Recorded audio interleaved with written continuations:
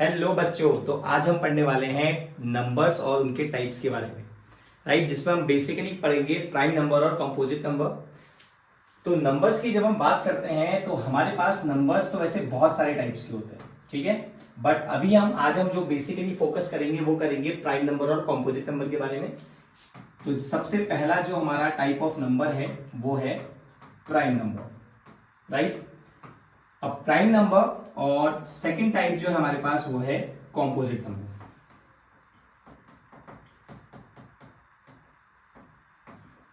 जब हम prime number की बात करते हैं तो ये वो नंबर्स होते हैं जिनके सिर्फ और सिर्फ दो फैक्टर्स होते हैं, वन एंड इटसेल्फ। तो पहले हम इसकी डेफिनेशन के बारे में बात करेंगे। आर दोज नंबर्स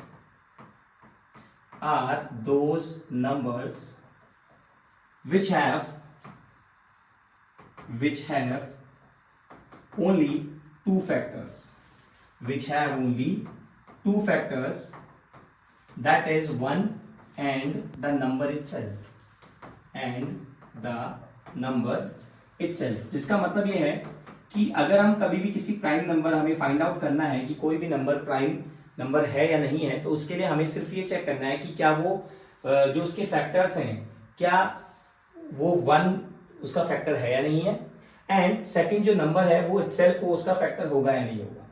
एग्जांपल की अगर हम बात करें तो अगर मैं स्टार्ट करूं 2 से, तो 2 जो है 2 के जो फैक्टर्स होते हैं वो एक होता है 1, क्योंकि 1 is a factor of every number. 1 के टेबल में सारे नंबर्स आते हैं, इसलिए 1 जो होता है वो हर किसी का फैक्टर होता है।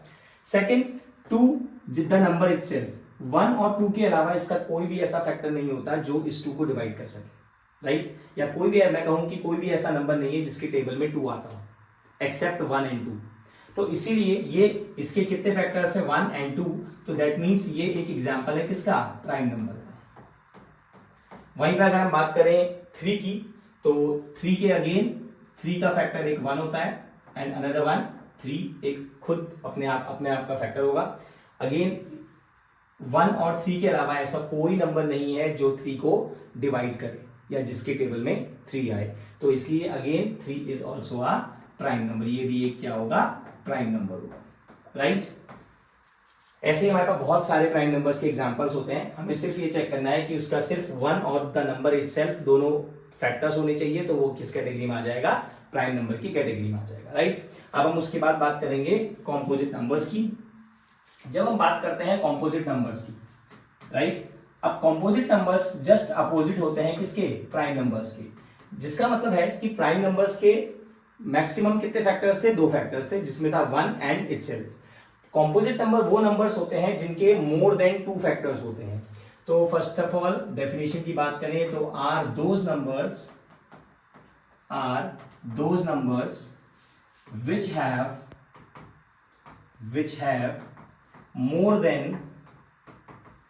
which have more than 2 factors.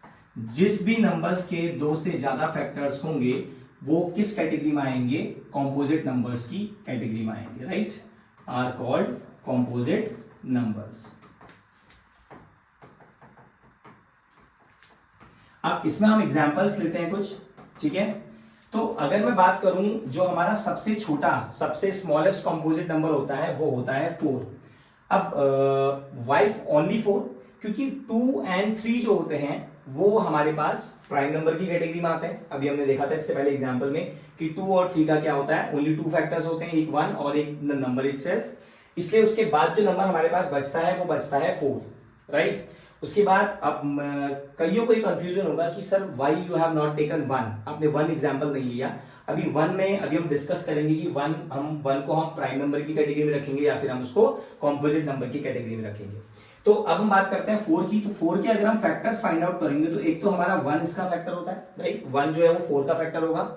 उसके बाद 2 भी एक फैक्टर होता है 4 का, एंड हर नंबर अपने नंबर का फैक्टर होता है। दैट मीन्स 4 भी एक अपना 4 का क्या होगा, फैक्टर होगा। दैट मीन्स मिनिमम कितने फैक्टर्स हैं, 1 2 3 फैक्टर्स हैं। दैट मीन्स ये किस कैटेगरी में आएगा, ये कॉम्पोजिट नंबर की कैटेगरी में आएगा, राइट।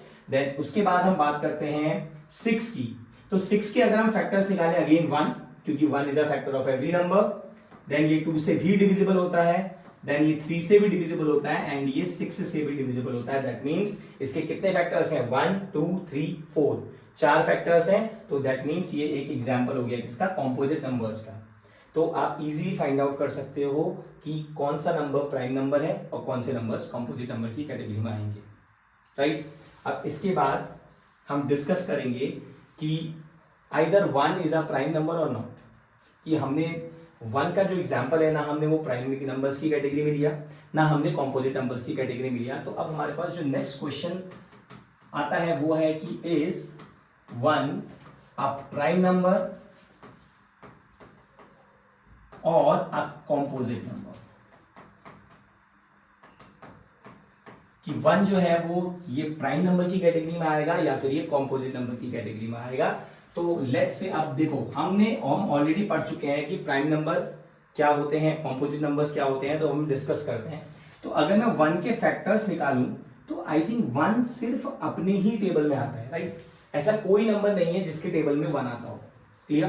तो दैट मीन्स 1 का सिर्फ 1 ही फैक्टर है, that means the number itself. अब अगर हम बात करें प्राइम नंबर की, हमने पढ़ा था कि प्राइम नंबर के एटलीस्ट या प्राइम नंबर के हम बोलेंगे कितने फैक्टर्स होने चाहिए, 2 फैक्टर्स होने चाहिए, राइट। वहीं पे हमने बात करी कॉम्पोजिट नंबर की, कॉम्पोजिट नंबर में हमने पढ़ा था कि इसके मोर देन 2 फैक्टर्स होने चाहिए। तो मोर देन 2 फैक्टर्स, लेकिन जो 1 है 1 का सिर्फ एक फैक्टर है, दैट इज 1। इसका सिर्फ और सिर्फ एक ही फैक्टर है, दैट मीन्स ना ये प्राइम नंबर की कैटेगरी में आ रहा है और ना ये कॉम्पोजिट नंबर की कैटेगरी में आ रहा है। दैट मीन्स कि 1 is neither a prime number, ना ये प्राइम नंबर की कैटेगरी में आएगा, neither a prime number nor a composite number. तो ना हम प्राइम को कॉम्पोजिट बोल सकते हैं और ना हम 1 को प्राइम नंबर बोल सकते हैं और ना हम 1 को कॉम्पोजिट नंबर बोल सकते हैं। I hope the topic is clear, revise it, all the best. Mummy का कॉल आया था।